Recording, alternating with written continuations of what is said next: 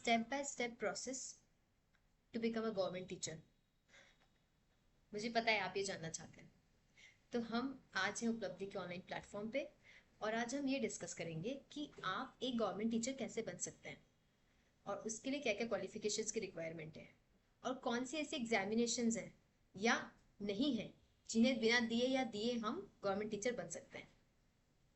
तो अगर मैं आपसे बात करूं कि गवर्नमेंट टीचर बनने के लिए आपको क्या क्या चीज़ें रिक्वायर्ड होंगी, तो सबसे मोस्ट इंपॉर्टेंट चीज़ जो आपको रिक्वायर्ड होती है वो होता है DEd and BEd. MEd is also required, but अलग अलग ग्रेड्स होते हैं। Okay, there are 3 grades, grade 3, grade 2 and grade 1 teacher, मतलब वर्ग 3, वर्ग 2 और वर्ग 1 टीचर। तो अगर आप इसमें से किसी भी वर्ग की टीचर बनना चाहते हैं तो उसके लिए आपके पास डीएड, बीएड या एमएड होना बहुत ज़रूरी है। और अगर आप डीएड, एमएड या बीएड के स्टूडेंट हैं या आपने कर लिया है, तो फिर आपका नेक्स्ट स्टेप क्या होना चाहिए?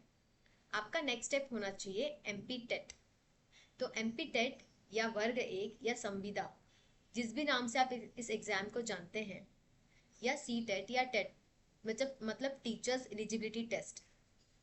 अगर इन एग्ज़ाम्स के बारे में आपने सुना है और नहीं भी सुना है तो आई होप आज आपको शायद मेरे थ्रू पता चले। तो अगर आप इन एग्ज़ाम्स के बारे में जानते हैं तो ये एग्ज़ाम्स जो होती है वो टाइम टाइम पे state government and central government organise करता रहता है। ये एग्ज़ाम बहुत ज़रूरी है इसलिए ताकि आप गवर्नमेंट टीचर की और भी वैकेंसीज के लिए अप्लाई कर सकें। अगर आप ये एग्ज़ाम क्वालिफाइड होते हैं तो आप गवर्नमेंट टीचर बनने के लिए एलिजिबल हो जाते हैं, और आप जितनी भी गवर्नमेंट वैकेंसीज आती है उन सभी पे अप्लाई करने के लिए एलिजिबल हो जाते हैं। तो अभी ही एक ऐसी एग्ज़ाम निकली हुई है एमपी टेट करके, जिसे आप ग्रेड 1, वर्ग 1 या संविदा के नाम से भी जानते होंगे। तो वर्ग 1 के लिए कौन से टीचर्स एलिजिबल होते हैं? इसके लिए कम से कम आपका बीएड 4 ईयर होना बहुत ज़रूरी है, या फिर आपका पोस्ट ग्रेजुएशन प्लस बीएड होना ज़रूरी है। आप किसी भी सब्जेक्ट से इस एग्ज़ाम को दे सकते हैं, जैसे कि साइंस बैकग्राउंड से हैं तो आप फिजिक्स, केमिस्ट्री, बायोलॉजी या दूसरे किसी भी बैकग्राउंड को आप चूज कर सकते हैं। पर अगर आप नॉन साइंस बैकग्राउंड से हैं तो आप पॉलिटी, सोशियोलॉजी, इंग्लिश, हिंदी, ऐसे बहुत सारे सब्जेक्ट से इस एग्जाम को दे सकते हैं। ये सब्जेक्ट आपके पोस्ट ग्रेजुएशन या आपकी चॉइस पे डिपेंड करता है। आप जब इन एग्जाम्स को दें उसके बाद में क्या होगा? उसके बाद में एक मेन एग्जामिनेशन होती है जिसके लिए सिर्फ वही कैंडिडेट्स फॉर्म फिल कर सकते हैं जो इस एग्जाम को क्वालिफाई कर चुके होते हैं।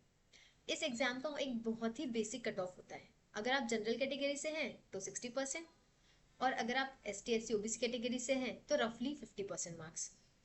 और ये बहुत ही इजी एग्जामिनेशंस होती है। पर हम इतना पढ़ते हैं, इतनी मेहनत करते हैं, पर इन एग्जाम्स पे ध्यान ही नहीं देते। अगर इन एग्जाम्स पे ध्यान देंगे ही नहीं तो आप गवर्नमेंट टीचर कैसे बनेंगे? आप इतनी मेहनत कर रहे हैं, इतना पढ़ रहे हैं एक गवर्नमेंट जॉब को लेने के लिए, पर कई बार स्टूडेंट्स को ये पता ही नहीं होता है कि उन्हें कौन कौन सी एग्जामिनेशंस देनी है। तो आई होप इस वीडियो ने आपको हेल्प किया होगा ये जानने के लिए कि आप कौन कौन सी गवर्नमेंट एग्जामिनेशंस दे सकते हैं जिससे आप गवर्नमेंट टीचर बनने के लिए एलिजिबल हो जाए। तो उपलब्धि ने बहुत सारी MPPSC, MP TET, food safety officer, ऐसे बहुत सारे बैचेस ऑन हैं, जिसमें से MP टेट की बैचेस अभी ऑन है। आप इसके लिए हमारे एप्लीकेशन को डाउनलोड कर सकते हैं या फिर हमें डिस्क्रिप्शन में दिए गए नंबर पर कॉल कर सकते हैं।